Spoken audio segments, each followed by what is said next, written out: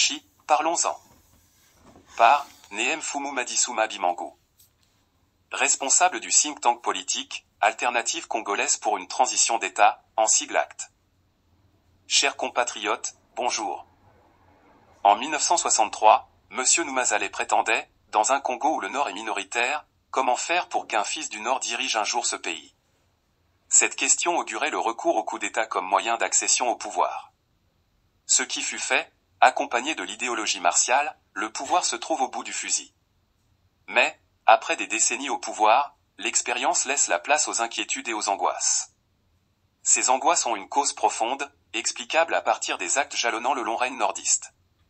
Les adeptes du « pouvoir du Nord » n'ont pas su ni voulu gommer les aspects structurels qui entravaient cette possibilité. Les minorités sociologiques auraient pu agir en édifiant une république capable de permettre à tout Congolais, d'où qu'il naisse, d'avoir sa chance d'exercer la magistrature suprême. Plus précisément, elles auraient pu faire en sorte que l'exercice du pouvoir ne soit ni un enjeu géopolitique ni un enjeu identitaire. Ainsi, la politique aurait été décorrélée de l'existentiel individuel et ethnique. Ce ne fut pas le cas en raison de la culture politique. Hélas. Ces inquiétudes s'inscrivent bien dans une relation de cause à effet. Elles sont le reflet des consciences aux passifs lourds qui redoutent un futur imprévisible face à leurs responsabilités. Nul doute qu'un retour à la vie ordinaire expose chaque citoyen à répondre individuellement de ses actes. L'avenir des Mboshi est une crise de conscience qui conjure les incertitudes du futur. Ces inquiétudes émergent des profondeurs de l'âme du régime qui sévit au Congo dont les dignitaires revendiquent le titre de guerrier. D'une part, par référence aux campagnes militaires du coup d'État et du génocide contre les ressortissants de la région du Poul, d'autre part, pour affirmer leur nature anthropologique. Ce titre est devenu un passe-droit politique. Pour comprendre cette crise de conscience, une analyse anthropologique et métaphysique s'impose. Les théoriciens de la métaphysique politique conçoivent la gouvernance d'un territoire, a fortiori d'un pays, en termes d'univers composé d'entités ayant vocation à vivre en harmonie et dans l'équilibre. Cet univers, perçu en un tout englobant et globalisant, est une unité à construire à travers un processus qui concilie les composantes endogènes dans un pacte fondateur inviolable et invulnérable aux éventuels remous en surface. Le Congo, sur le plan métaphysique, est une escroquerie. Il a été conçu par des acteurs extérieurs, dont la symbolique l'a fait passer de protectorat français à république. Cette subtilité fait qu'en réalité ce pays reste une possession française. D'ailleurs la France ne manque aucune occasion pour exercer sa tutelle en changeant le régime local, selon ses humeurs maquillées en intérêt. Historiquement, la France a transmis aux Congolais une entité infestée d'un ver dans le fruit sur la forme et dans le fond. Sur la forme, ce ver est la présence en terre Congo des sociologies déportées par la colonisation française, dont les abbés de Côte d'Ivoire, étrangères à la culture bantoue. C'est à ce titre que M. Sassou Nguesso, alias Conan Gaton-Cloué, s'est vu affublé du titre de chef de terre en Côte d'Ivoire. Dans le fond, le pouvoir a été transmis à un parti majoritaire sans construire au préalable le soubassement nécessaire pour gouverner moralement et spirituellement l'espace de façon à garantir la cohésion et l'équilibre. La construction de ce soubassement n'était évidemment pas du ressort de la France. Il incombe, c'est toujours d'actualité, aux Congolais de le réaliser. Les partis en présence ne montrent pas d'intérêt supérieur à réparer cette construction bancale par un processus conforme aux traditions africaines. Du point de vue métaphysique, le Congo est vide du principe transcendantal dont la nature est d'être insensible aux intérêts individuels et aux interactions extérieures. Ce principe est l'élément fondamental qui gouverne spirituellement un espace territorial. Privé de cette protection spirituelle, le Congo est un corps sans âme. Or l'âme est ce substrat immatériel qui canalise l'énergie d'un corps. Du point de vue anthropologique, au Congo, on a affaire à des personnes de l'ethnie Mboshi qui cultivent le micro-tribalisme du terroir de Tiambisio, une bourgade d'Oyo. Les Mboshi sont une génération de Congolais dont les parents sont arrivés au Congo en 1908 par la déportation coloniale des Abbés. Ce ne sont pas des autochtones. Leur présence est une greffe coloniale. Leur mentalité est celle des occupants qui par nature cherchent à se faire de la place. Ils se sont accaparés d'une terre qui ne leur appartient pas. Leur culture étant exogène à celle du milieu qu'ils occupent, leurs actes sont par essence contre nature. Parvenus au pouvoir encore par le fait colonial, assassinat de Ngouabi de l'ethnie Kouyou, puis coup d'État de la France contre la République issue de la Conférence nationale souveraine, ils transposent leur culture agressive et d'accaparement dans les sphères de l'État. Accaparement des fonctions, accaparement des ressources. C'est un niveau d'agissement jamais atteint aussi loin que l'on remonte en Afrique antique, impériale et post-coloniale. Le régime au pouvoir au Congo est piloté par le clan Mboshi conscient de ses méfaits. L'illustration en est donnée par la déclaration publique de Dominique Okemba, un dignitaire du régime, en ces termes, « Nous avons tué au poulet, le ciel n'est pas tombé ». Mais, cette exubérance n'exonère pour autant pas le clan d'être à l'abri des soucis. En effet, au cours du procès en mai 2018 sur des soupçons de coup d'État, le général Nyangambouala lève le voile sur les cogitations autour de « l'avenir des Mboshi ». Ces cogitations ne sont pas une prise de conscience qui tracerait une ligne de démarcation vectrice d'une morale républicaine. Elles sont une réflexion interne de l'élite Mboshi sur le maintien du statu quo sur la gouvernance du pays. De ce fait, on peut légitimement se demander, où en est la réflexion? Mieux, quelle solution l'élite Mboshi préconise-t-elle pour dissiper les inquiétudes et adopter une logique républicaine? Des années après, c'est la sécheresse intellectuelle comme si le clan faisait face à un problème insoluble ou comme s'il se trouvait dans un indéterminisme, une impasse. Analysons les causes et l'origine de la crise d'angoisse de l'élite Mboshi. Comment une sociologie greffée en terre étrangère, une sociologie aux mœurs barbares telle que le décrit Edmond-Dominique Hubert Ponel en juin 1885, pouvait-elle appréhender la pensée des peuples bantous lorsqu'ils l'ont juste explorée en surface? En s'emparant du pouvoir, aidé par la France par ruse, intrigue et violence, son leader se mit à gérer une société sans transcender le parti pris ni cultiver l'amour du pays. Ces manquements philosophiques et spirituels l'amènent à pratiquer du machiavélisme, la théorie des pratiques qui vide la morale du champ politique. Ces pratiques se fondent sur le rapport de force et la prédation sous toutes ses formes. Ces pratiques sont inconcevables dans la philosophie du Kimuntu des Congos et de la Maat. Le pouvoir, au sens métaphysique, émane des arcanes supérieurs. À l'instar des Ntotila Congo dont le pouvoir relevait des grands maîtres du Bou-Congo. On ne peut pas laisser une institution, avec une autorité impactant fortement la vie collective, aux mains de personnes qui transposent leur culture au sommet de l'État et agissent selon leurs desiderata personnels. Les ancêtres évolués, pour édifier des sociétés africaines impériales et les royaumes, ont calqué l'organisation sociétale sur le modèle du cosmos. Le professeur Mbong Bassong l'explique très bien. L'univers étant régi selon une configuration fédérale englobante, le microcosme que représente la société humaine reprend ce cosmothéisme pour permettre aux humains de vivre en harmonie et préserver l'âme de chaque entité, individu, groupe d'individus ou ethnie, qui la compose. L'éthique qui régit la politique chez les Bantous est codifiée dans le Kimuntu, ou Ubuntu chez les Zoulous qui traduit la même sémantique. D'évidence, prédater la terre et les ressources d'autrui est relativement bien plus facile. Mais comprendre et intégrer la profondeur de la pensée d'autrui est bien plus ardu. Parce que l'intégrer c'est changer de nature ou coexister de façon intelligible. Un proverbe congo dit que, Soba Nsi, Soba Ndiatulu. En changeant de pays, change aussi le comportement, bien entendu dans le bon sens. C'est la loi de l'adaptation. Mais à l'évidence, les Mboshi n'ont rien compris à la culture bantoue parce que ce sont des parasites greffés en terre Congo. Le Kimuntu stipule aussi que, Kiame Ivoa, Kieto Kavoa Kuo. C'est-à-dire, le mien m'appartient, ce qui est commun ne m'appartient pas. C'est cette culture exaltée par le président Massamba Deba qui ramenait au trésor public l'argent inutilisé de ses voyages. Ses successeurs nordistes n'ont pas pu appréhender cette éthique financière orthodoxe à l'ADN bantou. Le clan Mboshi inonde le Congo de contre-exemples. Prenons le cas de l'Ekunzu Itio Setumba. Ce dernier ayant provoqué la faillite de Sotexco fut ensuite promu à des responsabilités encore plus grandes. Cela en dit long sur la non-imprégnation de l'éthique. Comble d'ironie, cet ancien directeur créera l'association Marianne Gwabi et Éthique en pleine opération Mouebara massacrant les populations dans la région du Poul. Cette association aurait pu servir de plateforme d'éveil moral, voire de dynamique correctrice des injustices et anti-valeurs déferlant au sein du régime autoproclamé. Mais le débat intellectuel a viré à la personnification des courants au PCT, puis au cauchemar avec la neutralisation par empoisonnement du chef des conservateurs.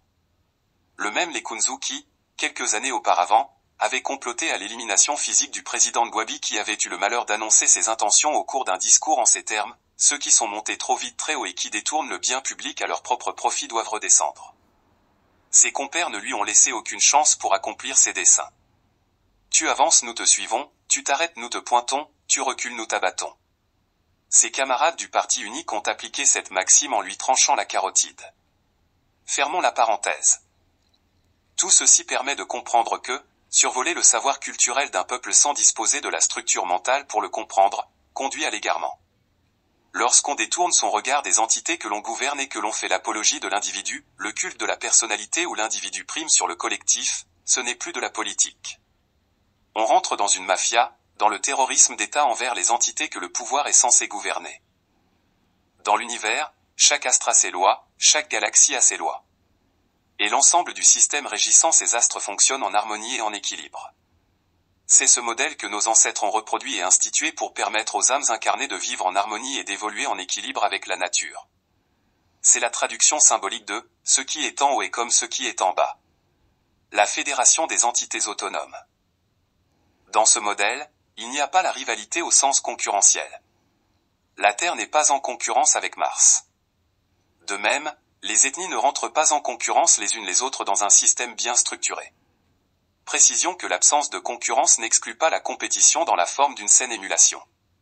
Suivant une éthique morale et spirituelle, les individus accèdent aux responsabilités ou rétrogradent. Dans ce modèle, l'ascenseur social ne fait pas place au favoritisme comme celle qui a cours actuellement en Afrique et au Congo, où des individus mal intentionnés accaparent le pouvoir pour le pouvoir et utilisent la manipulation et des subterfuges pour le conserver. Dans le cas d'espèce, quelle est la solution préconisée par l'élite Mboshi ? Tout d'abord, les Mboshi n'ont aucune raison de s'inquiéter de l'avenir dans le sens où l'entend ce général difforme Nyangambwala. Les personnes inquiètes sont celles ayant participé aux sales besognes de leur chef Sassou Nguesso, et les personnes auteurs d'actes illicites répréhensibles. Point d'amalgame. Les Bantous sont une civilisation multimillénaire dotée de hautes valeurs morales de la Mahad depuis l'Égypte antique. L'élément perturbateur qui a été introduit en terre Congo ne réussira pas à dévier ce peuple civilisateur de sa trajectoire. Premièrement, l'avenir des Mboshi ne se trouve pas dans la succession dynastique. Cette succession dynastique, telle que le conçoit Sassou Nguesso, le marionnettiste de Mpila, est une fuite en avant chimérique. Elle est motivée avant tout par la nécessité d'échapper au jugement de l'histoire, conscient de sa qualité de mortel et de l'isolement de sa famille. Ensuite, elle est un pied de nez au gras des inféodés de son armée. Une chose est certaine. De son vivant, le père ne lèguera jamais le pouvoir à son fils. Car, en cas de retraite même consentie, ce n'est pas sur qui il pèse des jours heureux. Cependant, il crée les conditions matérielles, financières et politiques favorables au fils pour s'emparer du pouvoir par la force et par la corruption le jour où il expirera. C'est le glissement politique en œuvre par ses accords de défense avec le Rwanda de Paul Kagame.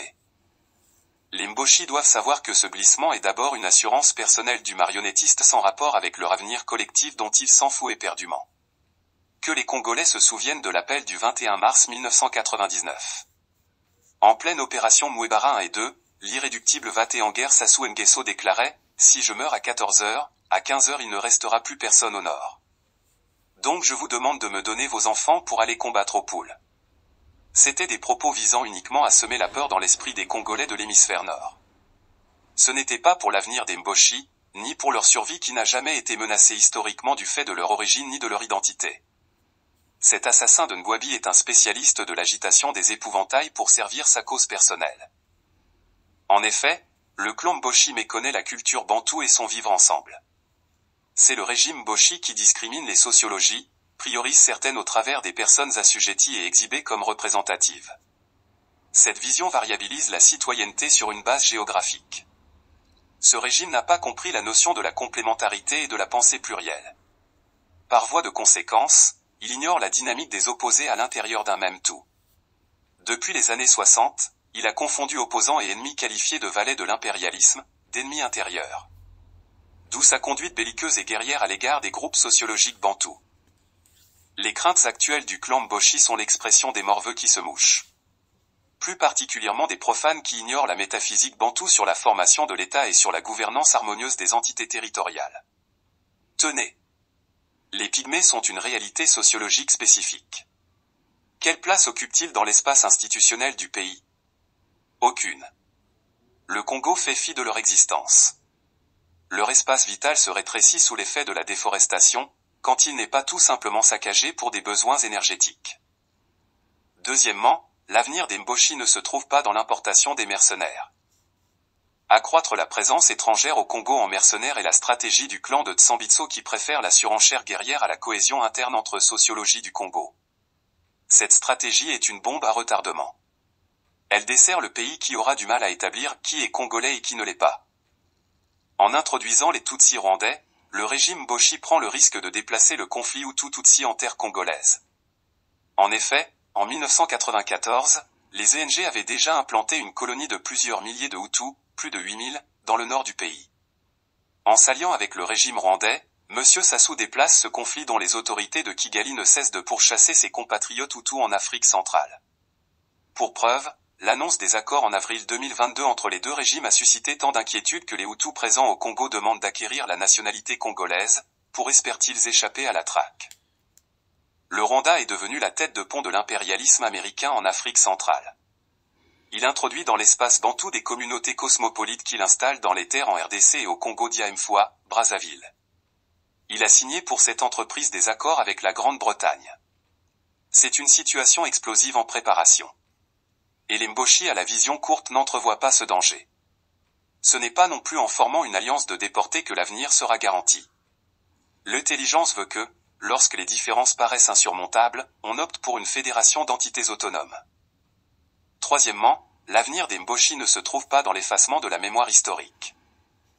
L'histoire a déjà retenu que Mouebara, le nom de la défunte mère de Sassou Nguesso, est une campagne génocidaire de l'élite Mboshi contre les populations de la région du Poul.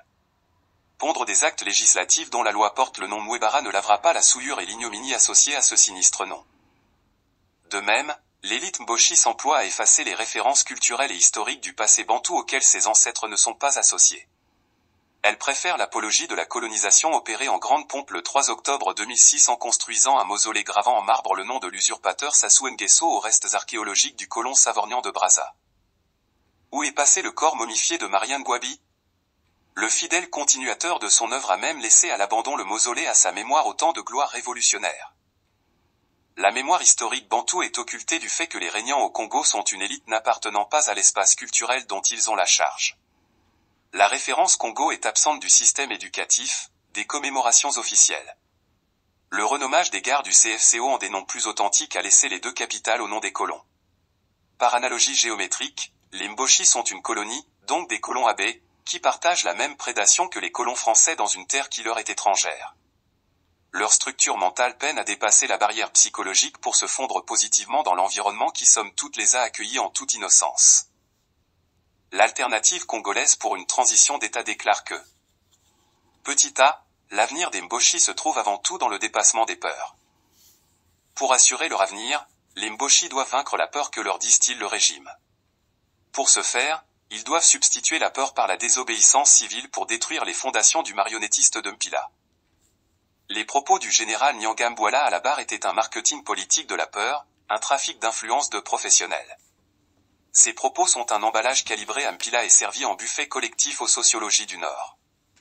Bien que la réalité contredise ces plans. En effet, le régime a agité la peur du retour des opposants exilés. Bernard Kolela est rentré d'exil, rien ne s'est passé. Sassou a servi la peur de la trahison dont le syndicaliste Bokamba Yangouma était le symbole. Ce tabou est une loi d'omerta pour tout le bloc nordiste. Malgré l'emprisonnement de quelques illustres fils du Nord, et d'autres tués, toutes les sociologies du Nord sont murées dans le silence. Sassou a servi la peur du changement, et son fidèle Ayessa a mordu à l'hameçon en neutralisant le plus redoutable des adversaires de Sassou Nguesso aux dernières élections. Bref, la peur nourrit le système clanique d'Oyo. Vaincre cette peur, c'est vaincre ce système qui en réalité est bien plus fragile qu'il ne le laisse apparaître. Dépasser cette peur consiste à rejeter les déviances civiques individuelles et collectives codifiées dans les Dia, les Noa, les Ibambongo. L'élite Mboshi, formée dans des conditions de favoritisme ostentatoire du Yaka Noki Noki, doit renoncer aux vices qui l'ont fécondé. Précisément, il s'agit de renoncer à l'enrichissement illicite, car cela ruine le pays, pousse à la débauche feutrée qui cumule les maîtresses, et thésaurise avec le risque de se faire dévaliser. De renoncer au privilège de complaisance, car cela corrompt sa capacité de jugement moral. De renoncer à violenter les populations, car la violence rouille le patriotisme. Les vices de l'élite Mboshi sont une irrationalité institutionnalisée, c'est-à-dire devenue une norme de gouvernance. Pour illustrer ce fait, considérons le phénomène Elombé exalté en qualité et magnifié en vertu. Elombé est le caractère d'un individu qui commet une énormité. Parce que l'énormité est assumée avec froideur que l'auteur apparaît exceptionnel et glorifié en Elombé. Dans d'autres cultures, Un tel individu est qualifié de Kiempumbulu, un fauteur de troubles. Chez les Mboshi, c'est un héros. Cette nature montre combien la différence culturelle est abyssale. Nous invitons les élites du Nord qui se prennent pour des élombés de cesser cette aberration mentale. Car la société s'élève quand elle évolue culturellement. Ce n'est pas à l'âge sénile que Elombe Sassou Nguesso changera de mentalité. Petit b, l'avenir des Mboshi se trouve dans la réconciliation pour une union fédérale. En temps opportun, il conviendra de réaliser l'unité spirituelle du Congo à travers un véritable processus de réconciliation pour la paix. La paix, c'est l'ordre naturel. C'est-à-dire l'acceptation de chaque composante dans sa nature existentielle. La conférence nationale de 1992, ponctuée par un lavement de main symbolique et hypocrite, n'a pas été un processus de réconciliation. Elle a été un processus de mutation politique structurelle. Le Congo est passé d'un parti unique à un espace multipartite. Elle n'a pas permis une mutation idéologique non plus. Le bloc monolithique a implosé mais les particules ont conservé leurs pratiques et leur culture politique. La réconciliation est un processus métaphysique supérieur spécial où chaque composante culturelle, sociologique, est présente. Elle sert à engendrer la paix. Elle fonde le principe qui apporte une couverture spirituelle au pays. Son but n'est pas de juger quiconque ni d'absoudre quiconque. Cet ordre naturel est différent des campagnes de pacification martiale du régime. Le vocabulaire dédié au silence des armes s'appelle la trêve. Le silence des armes n'est pas la paix. La pacification est un dogme purement machiavélique qui postule que, qui veut la paix prépare la guerre. Dans ces conditions, la paix ne peut jamais être un état permanent. Car, pour que la paix ait lieu il faut faire la guerre. Si en permanence on prépare la guerre, alors la paix ne peut jamais avoir lieu. C'est une simple déduction logique. La réconciliation est un passage obligé parce que l'histoire ne laisse pas d'alternative aux Bantous qui cohabitent dans les enclos coloniaux avec les Olomanyama. De plus, le devenir africain impose que l'on fusionne dans une union politique plus grande pour faire face aux enjeux de souveraineté monétaire et politique. L'égocentrique qui veut rester souverain chez soi est un faible d'esprit. Quand on est fort mentalement, culturellement, on va naturellement vers les autres. Conclusion. En définitive, la réconciliation est la clé salvatrice de toutes les sociologies du Congo, y compris les pygmées qui sont une composante à égalité de droits dans un pays à construire. Leur opinion sur les forêts du bassin du Congo est aussi importante que celle des Indiens défenseurs des forêts amazoniennes. L'Afrique fait face à des enjeux de souveraineté dans le monde multipolaire qui s'amorce. Pour être souverain, tout pays africain devra compter sur sa cohésion interne et sa population pour résister aux assauts extérieurs qui ne tardent pas à s'illustrer. Dans un Congo désuni à cause de l'hégémonie Mboshi, le pays restera vulnérable. L'élite Mboshi y a-t-il réfléchi? Tout laisse penser que non. La prédation a l'ambition courte. D'autant plus que le général Nyangambwala, arrogant à la barre, ajoutait dans la foulée « Nous avons souffert dans ce pays ». Comme pour revendiquer une légitimité incontestable. En clair, le clan Mboshi ira jusqu'au boutisme. Cependant, l'Afrique et le Congo connaîtront des bouleversements qui balayeront les États humainement incompatibles avec l'ère du Verseau et le panafricanisme. Quand la nature réorganise les choses, elle ne fait pas dans le faciès. Elle le fait selon ses propres lois pour rétablir l'équilibre et l'harmonie. Certes, le ridicule ne tue pas. Mais la sagesse Congo enseigne que « Buzoba diabu diaenga ». L'idiotie tue. L'ignorance réfère ici l'inconscience que la liberté de l'homme noir est un sacrifice de millions d'âmes. Pour la préserver, il faut une union sacrée. Parce que quand l'Afrique subit l'agression de l'extérieur, c'est tout le monde qui est fauché. Nehemfumu Madisuma Bimangu. Paris, avril 2022.